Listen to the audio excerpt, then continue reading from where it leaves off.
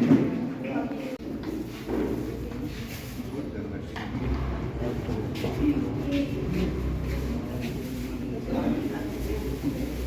शंकर सिंह जी हमारे कॉम्पिटिशन को सम्मानित कर रहे हैं। हम उनका बहुत आभारी हैं। दीपक थापा जी राजेंद्र गौर जी को सम्मानित करेंगे।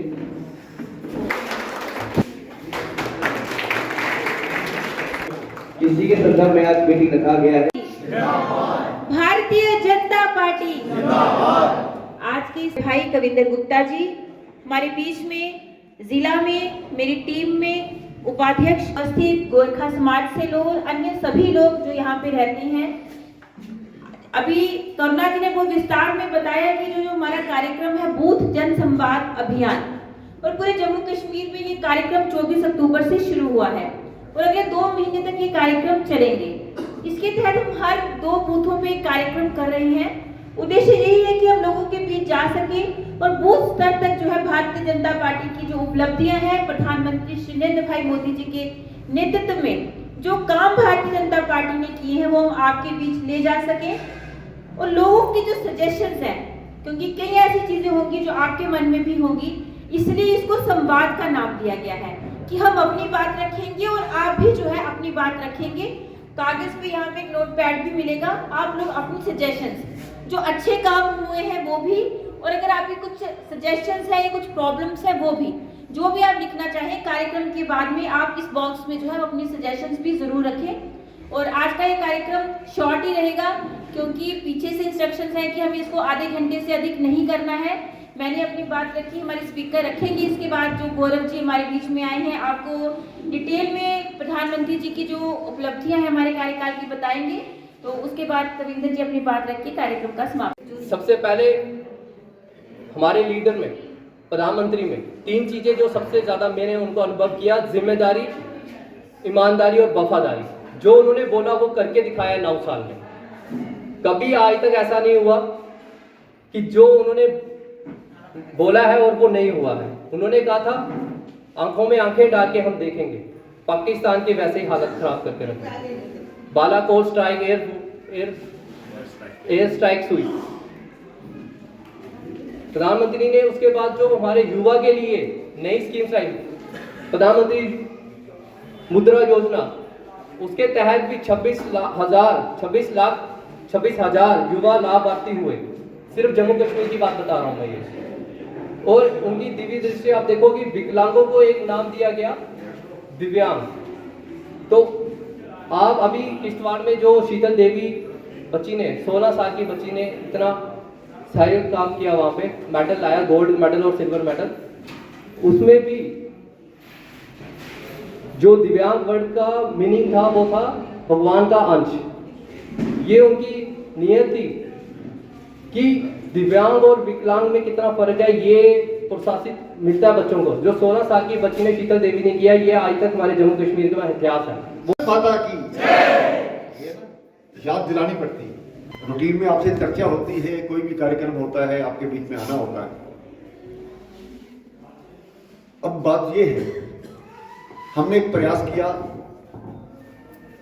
हम जनता तक पहुंचे, जनता के काम करें। मैं नहीं कहता कि 100% काम हुए होंगे, लेकिन जब आदमी प्रयास करता है और आप लोगों का साथ मिलता है तो स्वाभाविक बात है उससे बहुत सी चीजें अच्छी हो जाती हैं।